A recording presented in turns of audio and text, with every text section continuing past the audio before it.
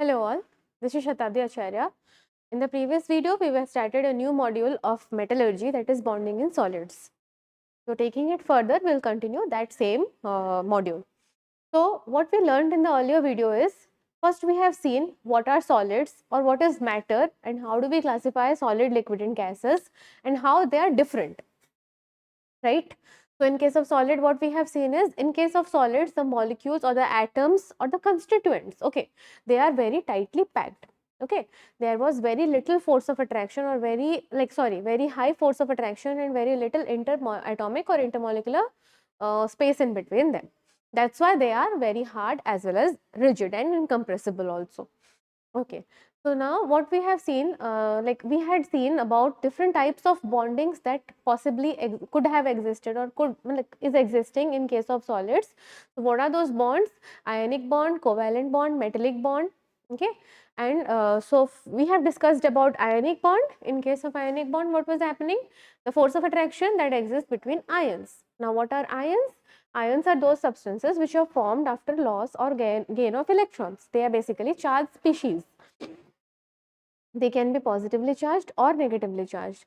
Positively charged ions are called as cations and negatively charged ions are called anions. So when these negatively or positively charged species come together, come closer, there exists a force of attraction in between them, and we just simply name that force of attraction as our ionic bonds, right? So in this video, we'll be taking up covalent bonds.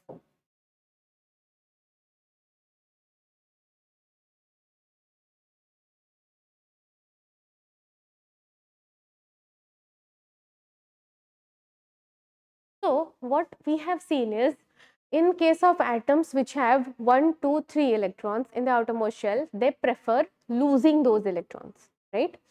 And those atoms which have 5, 6, 7, they prefer gaining electrons. So basically this loss and gain has to occur simultaneously, right? If I am an atom, I have 1 electron, let's say in my outermost shell, then I have a tendency to lose that electron. But under what circumstances will I be losing that electron? Only when there is another atom in front of me or another person in front of me who's willing to take that 1 electron, right? But let's say, imagine a situation where I have I have 7 electrons. I require 1 more electron around my anywhere from my surrounding.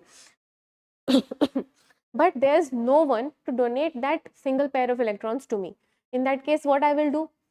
So in that case, there is a special condition or special kind of bond called as covalent bond. What I can do is, let's say I'm saying chlorine.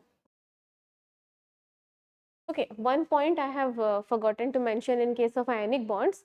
We can say ionic bonds in if I'm saying ionic bond, we can say it mostly exists in between metals and non-metals. Okay, this is a very important criteria you need to remember about ionic bonds. These kind of bonds exist only in between metals and non-metals. Metals, where metal are the donor of electrons and non-metals are the acceptors of electrons. Okay. Now if I say the case of chlorine, it has 17 electrons, and if I go for seeing the electronic configuration, its configuration will be 1s2, 2s2, 2p6, 3s2, 3p5, right? So if I'm seeing the p orbitals, then it has 1, 2, 3, 4 and 5. Okay, it has to make p6 and then only it will have 8 electrons in its outermost shell. So it requires just 1 more electrons, but there has to be some atom which must be willing to give that 1 electron. Let's say if chlorine atom is surrounded by, or if chlorine atom is present with another chlorine atom itself. So both are of the similar kinds. Now nobody will be willing to, like this chlorine, it will not give its 1 electron, otherwise it will go to further deficiency or a stage of deficiency, right? So why would it do that? Even the same is the case for the other chlorine atom also.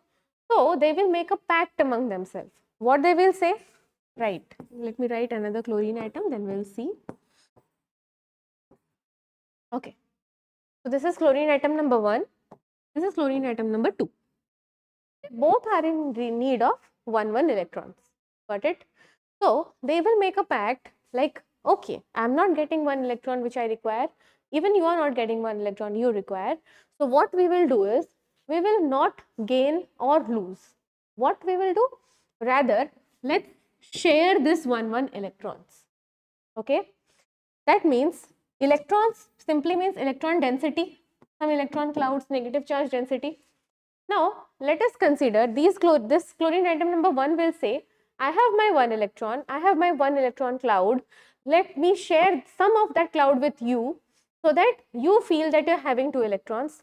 This chlorine atom will say, same I am doing for you so that you feel you are having 2 electrons.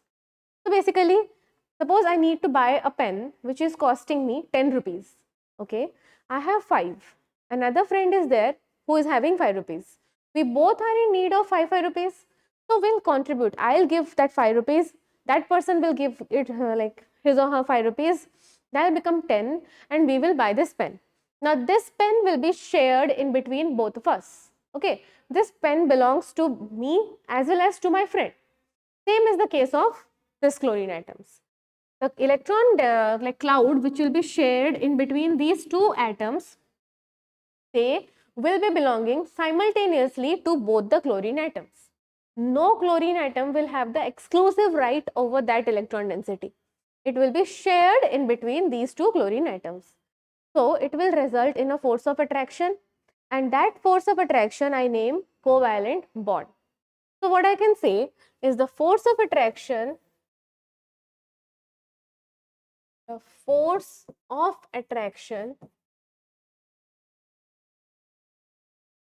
that arises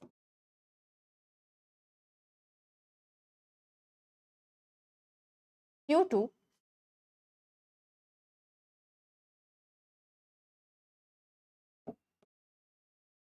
sharing of electrons is called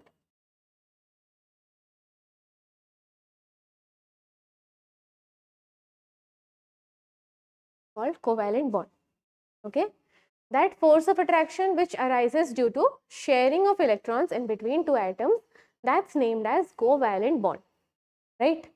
Okay, now what you have to note here is metals do not form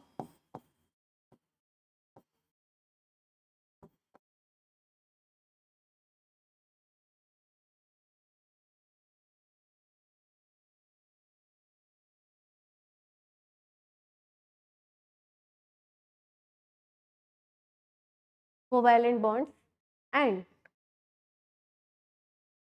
this bond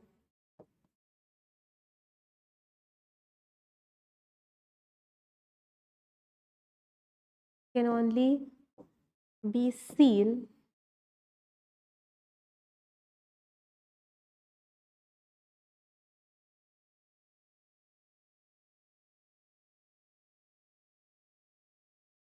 this bond can only be seen in between non-metals.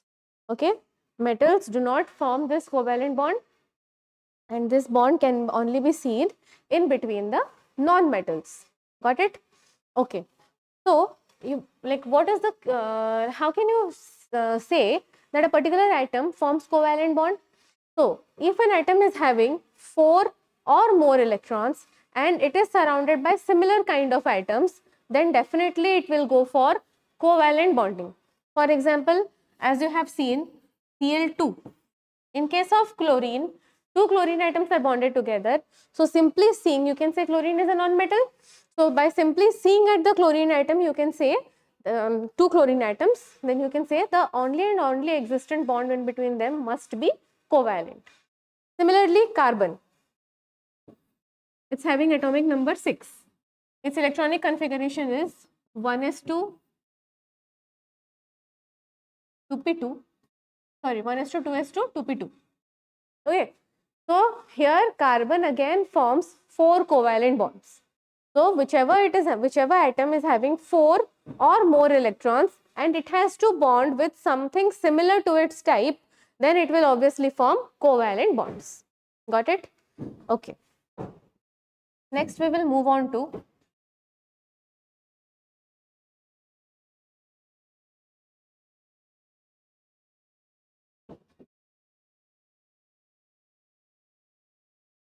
metallic bonding. Now, what I can say metallic bonding is metallic. That means something derived from the word metals, right? Metallic derived from metals. Okay. Now, the force of attraction that exists between two metals is called as metallic bonding. Now, you will say, okay, we know metals are electron donors, right? We knew metals are electron donors, obviously. But how metals will form bond with themselves? How can two metals be bonded when both of them are willing to donate electrons? There has to be someone to accept, right? Okay. So what happens if I'm seeing iron, for example, I will take up the example of an iron metal. Now, the electronic configuration or the atomic number for iron, first of all, is 26 and its electronic configuration is argon 18, 3d5, 4s2, I guess, 18, 20, 3d6, sorry, 3d6, 4s2. Okay, this is the electronic configuration for iron.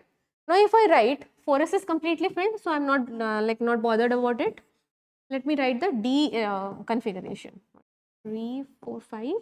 Now it is having 6 electrons. So 1, 2, 3, 4, 5 and 6. Okay. Now this is iron atom number 1. If I am having another iron atom,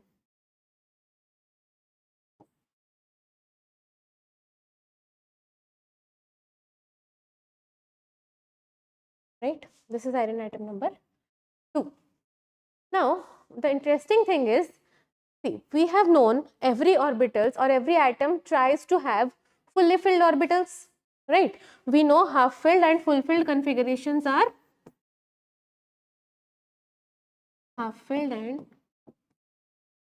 full filled configurations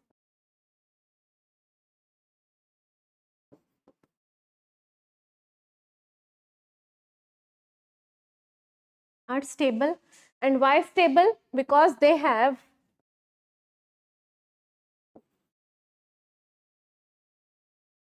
maximum exchange energy.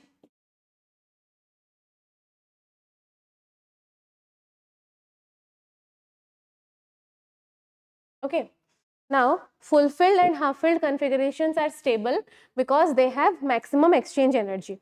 Now, what do you mean by exchange energy? See, I am writing, let's say I am taking P. It has half-filled configuration, perfectly half-filled, and a configuration where it is not half-filled exactly. So, the word exchange means replacing something with something else. Okay. So, if I see this position, this particular electron, it's all half filled. Okay. Let me say that this half is plus half spin. Okay. So, all are existing in a plus half spin state. Now, I can exchange this plus half with this plus half. Doesn't matter, it's the same. I can do that with this also. So, there is, for this electron, there are two exchange possible. Now, for this, what happens? Here, it's one exchange is possible. So, a total of 3 exchange places are possible for a half-filled configuration of p orbitals. Now, each time I am doing an exchange, there is some amount of energy which is getting liberated out of the system, and that energy is termed as exchange energy. Now, see, what I have said is, in chemistry, you have to remember always energy is inversely proportional to stability. If every time a system is losing electrons, that means it is losing energy, and that is, it is attaining stability. So, if the exchange energy is maximum, then the stability is maximum. So, in case of a fully half filled configuration, there are 3 exchange energies or 3 exchanges possible in case of a p orbital. So it has, as compared to this where only 1 exchange is possible, so amount of exchange energy is higher in case of half filled configuration, and therefore I come to the conclusion that half filled configurations are fully stable as like perfectly half filled are fully stable than not half filled configuration, or the configuration which is not half filled. Okay. Similarly, the same is the case for fulfilled orbitals also, because more number of exchange positions are possible for a fulfilled ones. Okay. So here what happens, now it is having 4 unpaired electrons. It like iron atoms requires fully filled electrons to be stable. So what it will do is, it has a tendency normally to accept somehow from wherever it is. You can either accept or lose, whatever the case is, but it will do that to become stable. But iron atom is surrounded by again iron atoms only. There is no one in its vicinity to take up electrons from it. So it will say, obviously I cannot form a covalent bond with another iron atom, but this electron density, the one in case of iron number 1, what it will feel is, okay, I am unpaired, but somehow I am surrounded with 4 electron densities of the other iron atom too. The other iron atom is also unpaired. So the electron density of this iron atom will kind of feel a sense of security, a sense of bond due to the presence of unpaired electrons of another iron atom. This results in the development of a very feeble but some kind of force of attraction. That force of attraction which exists in between metals is called as metallic bond. And this metallic bond is the one which is responsible for holding the metallic atoms in their own crystal lattice. Okay. So metallic bond is responsible for holding metals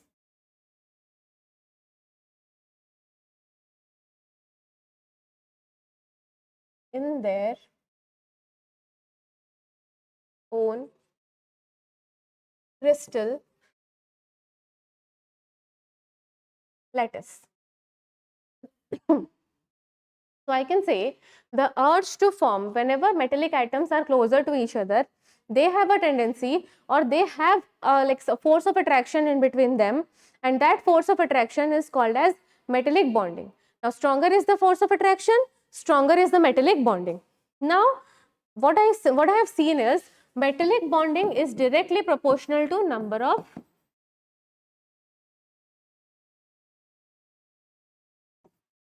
unpaired electrons. Greater the number of unpaired electrons, stronger will be the metallic bonding, right? If suppose it is having this type of configuration, both, then 3 electrons of this particular atom will share their electron density with other 3. Now it will further decrease, it will further decrease when again one of them is paired, right? So metallic bonding, or the strength of metallic bonding, is directly proportional to the number of unpaired electrons. Greater is the number of unpaired electrons, more will be, or stronger will be the metallic bonding. Now this metallic bonding will be responsible